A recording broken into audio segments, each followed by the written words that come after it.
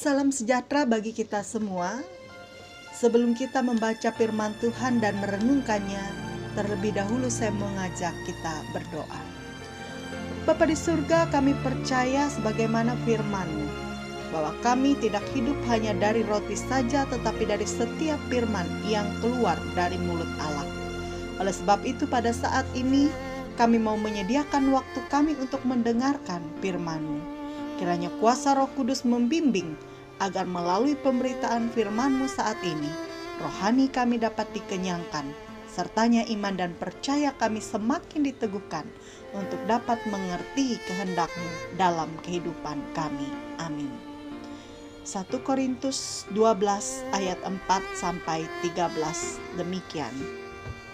Ada rupa-rupa karunia tetapi satu roh, dan ada rupa-rupa pelayanan tetapi satu Tuhan, dan ada berbagai-bagai perbuatan ajaib, tetapi Allah adalah satu yang mengerjakan semuanya dalam semua orang.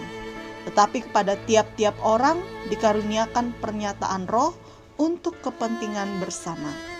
Sebab kepada yang seorang roh memberikan karunia untuk berkata-kata dengan hikmat, dan kepada yang lain roh yang sama memberikan karunia berkata-kata dengan pengetahuan. Kepada yang seorang roh yang sama memberikan iman, dan kepada yang lain ia memberikan karunia untuk menyembuhkan. Kepada yang seorang roh memberikan kuasa untuk mengadakan mujizat, dan kepada yang lain ia memberikan karunia untuk bernubuat, dan kepada yang lain lagi ia memberikan karunia untuk membedakan bermacam-macam roh. Kepada yang seorang ia memberikan karunia untuk berkata-kata dengan bahasa roh, dan kepada yang lain ia memberikan karunia untuk menafsirkan bahasa roh itu. Tetapi semuanya ini dikerjakan oleh roh yang satu dan yang sama, yang memberikan karunia kepada tiap-tiap orang secara khusus seperti yang dikehendakinya. Karena sama seperti tubuh itu satu dan anggota-anggotanya banyak, dan segala anggota itu sekalipun banyak merupakan satu tubuh, demikian pula Kristus. Sebab dalam satu roh kita semua, baik orang Yahudi maupun orang Yunani, baik budak maupun orang merdeka, telah dibaptis menjadi satu tubuh, dan kita semua diberi minum dari satu roh. Saudara, ada satu cerita. Pada suatu hari seorang tukang kayu dipanggil ke gereja untuk membuat mimbar yang baru karena mimbar yang lama sudah lapuk dan rusak.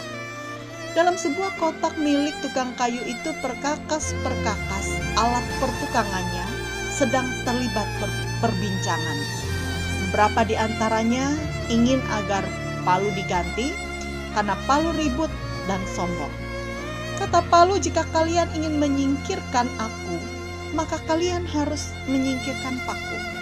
Karena agar paku dapat berguna, ia harus dipalu berkali-kali.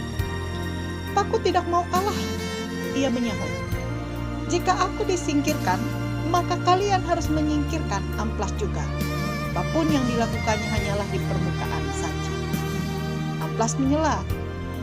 Jika itu persoalannya, maka penggaris juga harus menyingkir. Dia selalu menggunakan dirinya sebagai ukuran bagi segala sesuatu. Dia selalu benar. Penggaris mengejek.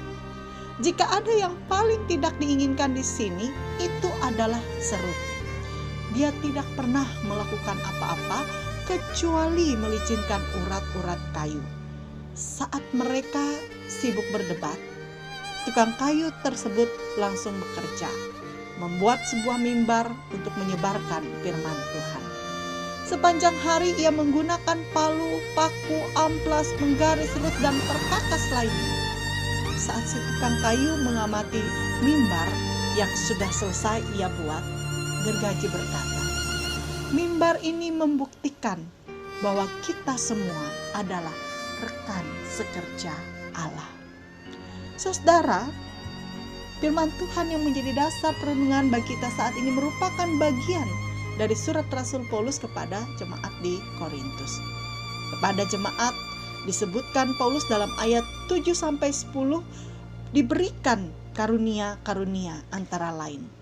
Karunia berkata-kata dengan hikmat, karunia berkata-kata dengan pengetahuan, karunia iman, karunia untuk menyembuhkan, kuasa untuk mengadakan mujizat, karunia untuk bernubuat, karunia untuk membedakan bermacam-macam roh, karunia untuk berkata-kata dengan bahasa roh, dan karunia untuk menafsirkan bahasa roh.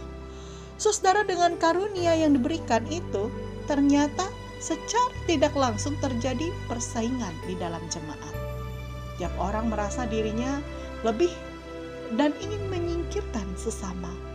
Menurut Rasul Paulus itu adalah hal yang tidak benar, karena Allah sendiri melalui Roh Kudus yang telah mengaruniakan rupa-rupa karunia dalam diri setiap orang. Rupa-rupa karunia yang Allah berikan bukan untuk persaingan, apalagi untuk perseteruan, tetapi untuk kepentingan bersama, yaitu untuk membangun tubuh Kristus. Ada rupa-rupa karunia tetapi satu roh, dan ada rupa-rupa pelayanan tetapi satu Tuhan. Ada banyak karunia yang Tuhan berikan, dan tujuannya adalah untuk kemuliaan Tuhan. Saudara, inilah yang kurang dimengerti jemaat di Korintus, bahkan jemaat atau gereja-gereja hingga zaman sekarang. Tidak jarang kita temukan ada orang tertentu, bahkan gereja yang seperti alat perkakas si tukang kayu dalam cerita ilustrasi tadi. Dengan karunia yang dimiliki, ia berpongah diri, menganggap diri lebih dari orang lain. Saudara, jika demikian itu adalah pemahaman yang keliru. Sebab Allah mengaruniakan apapun karunia yang saudara dan saya miliki pada saat ini dengan satu tujuan, melakukan perbuatan baik. Bukan bersaing secara tidak sehat, bukan saling menjatuhkan, bukan untuk berseteru. Saudara, sesungguhnya apapun atau bagaimanapun karunia yang kita miliki, itu tidak akan bekerja sempurna tanpa ada karunia-karunia lain yang melengkapinya. Seperti keberadaan kita manusia, sehebat apapun kita tidak bisa hidup tanpa orang lain. Oleh sebab itu kita harus mau bersinergi. Jika tidak demikian, jika hanya mengandalkan karunia yang kita miliki, tak rela bersama, kita tak akan bisa bertumbuh. Saudara, dengan saling melengkapi, niscaya kita akan menjadi rekan sekerja yang hebat, karena tidak ada yang dapat mengalahkan rekan sekerja yang solid. Karena itu, mari melalui firman Tuhan kita ciptakan persekutuan gereja, persekutuan jemaat, rumah tangga, keluarga yang bisa menjadi tim kerja yang hebat. Persoalan, kesulitan, pergumulan akan bisa kita lewati apabila semua mau menyatu, berpadu, memainkan perannya masing-masing. Tuhan memberkati kita. Amin.